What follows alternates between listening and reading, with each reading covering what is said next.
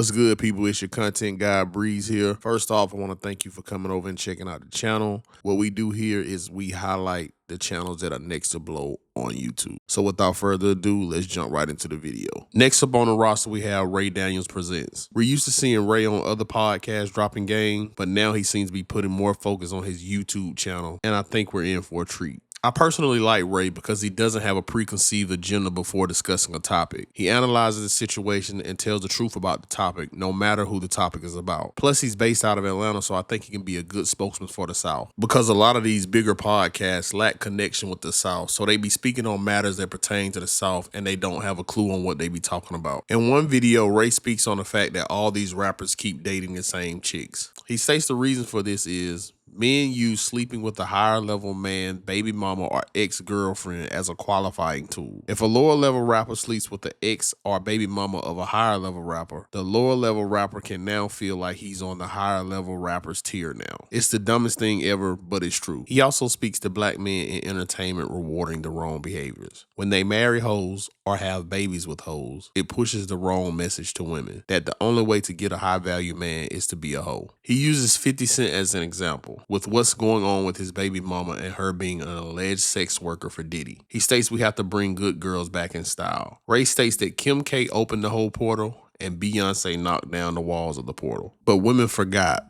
Beyonce was doing these freaky things for her husband, and these women were just being hoes for just anybody. He says the Diddy case will close the whole portal. In another video, Ray educates us on why Watch the Throne 2 never happened, and why Kanye was so mad about it. He also tells us why Ashanti is the biggest fake out in history. He says that Irv Gotti was such a genius that he simply had Ashanti remake hit songs made by men. He says her Baby Baby song was just a remake of Biggie's song. Her Rain song was just a remake of Scarface's Mary song. In another video, he speaks on why he feels Jay-Z should help Dame Dash in his time of need. So y'all go check out the great content being produced by Ray Daniels Presents. Next up on the roster, we have Engineering the Impossible. The content on the channel is dedicated to the most ambitious creations ever built by humankind. From towering skyscrapers and record-breaking bridges to futuristic cities, aircrafts, and secret bunkers. In one video, they discuss the ins and outs of America's most influential plane, Air Force One. They start the video off by educating us on the fact that the president having his own plane came about in 1946 when FDR advisor told him traveling by passenger plane will leave him too exposed to threats. The president's plane didn't become known as Air Force One until 1953 because of a near crash with a commercial airliner. During 9/11, George W. Bush used Air Force One as a mobile command post as the U.S. faced the worst terrorist attacks in history. The plane stayed airborne for hours while threats were assessed. On November 22nd, 1963, Air Force One was a site where Lyndon B. Johnson was sworn in as president, only hours after the assassination of JFK. While President Johnson was being sworn in, JFK's widow,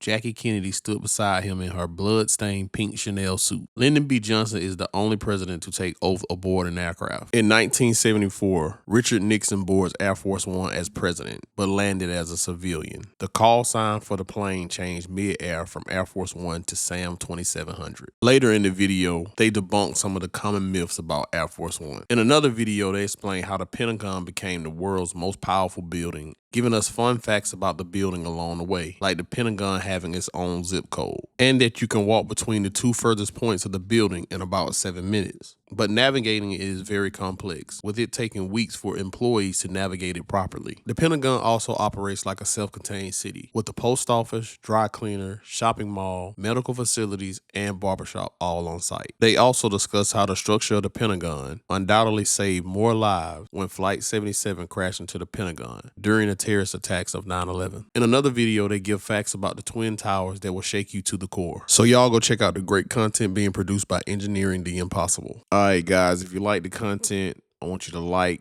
and subscribe. And if you can think of a channel that you think should have made the roster, leave it down in the comment section. Peace.